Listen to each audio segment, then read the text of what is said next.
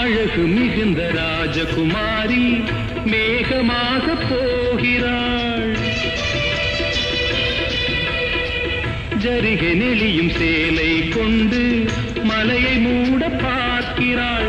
பள்ளம் சிலர் உள்ளம் என ஏன் படைத்தான் ஆண்டவன்? பட்டம் பெற தேடுகின்றேன், எங்கே அந்த நாயகன்? மலையின் காட்சி இறைவன் ஆட்சி. செந்தாழம் பூவில் வந்தாடும் தென்றல் என் மீது மோதுதம்மா.